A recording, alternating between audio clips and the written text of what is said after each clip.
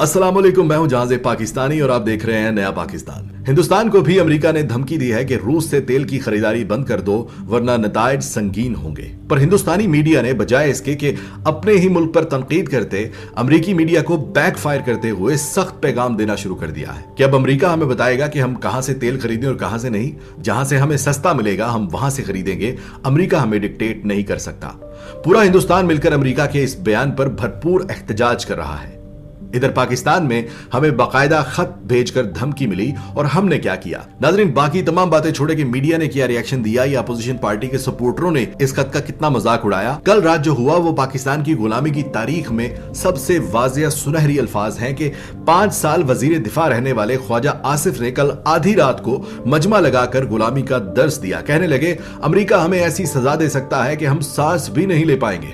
America से दुश्मनी करके नुकसान होगा और कुछ नहीं। यकीन माने लग रहा था कि सरहद पार की कौम मुसलमान है और हम काफिर हैं। उनका ईमान इत्तेहाद पर हो गया है और हमारा ईमान अमेरिकी गुलामी पर। यह सब देखकर भी जो इनको सपोर्ट कर रहे हैं, याद रखना हिदायत पहुंचने से पहले गुनाह हो जाए तो मुआफी है, मगर हिदायत पहुंचने के बाद भी उसे जानकर भी गुनाह किया जाए तो उसकी मुआफी नहीं होती। मजीद खबर हो कि मैंने कुछ दिन पहले एक आसान सी कैलकुलेशन करके कुछ वीडियोस बनाई थी कि अगर इस वक्त आलमी मंडी के मुताबिक पेट्रोल की असल कीमत मुनाफा के साथ लगाई जाए तो कीमत 200 रुपए फी लीटर से ऊपर जाती है, जबकि मुनाफा और टैक्स को मुआफ करने के साथ साथ हुकूमत ने 10 रुपए लीटर सब्सिडी भी देकर पेट्रोल को आम आदमी के लिए दस्तयाब और कुव्वत खरीद को यकीनी बनाया हुआ है। आज ओगरा ने वजीर आजम को एक समरी भेजी जिस पर 55 रुपए फी लीटर कीमत बढ़ाने पर जोर दिया गया, जिसे फिर से इमरान खान ने रिजेक्ट कर दिया कि पेट्रोल की कीमत जब तक आलमी मंडी में कम नहीं हो जाती हम इस पर किसी किस्म का मुनाफा या टैक्स नहीं लगाएंगे। ये तो है 1 अप्रैल 2022 तक का वजीर आजम। अब बात करते हैं उस ढोल की जो इमरान खान के गले से उतारकर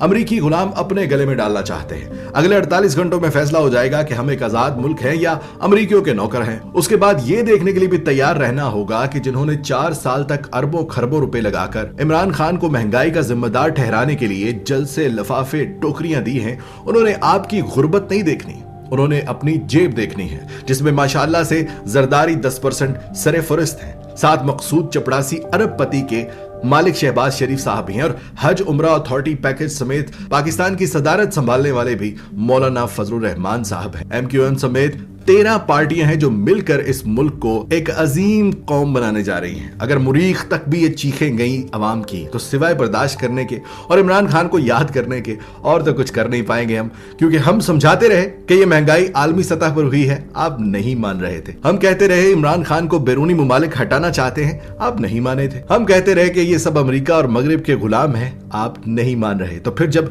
इन सारे हकायक को जानकर भी उनकी गुलामी और सपोर्ट करनी है तो फिर भुगतना अखलाकी फर्ज है। तैयार रहे। पाकिस्तान जिंदाबाद।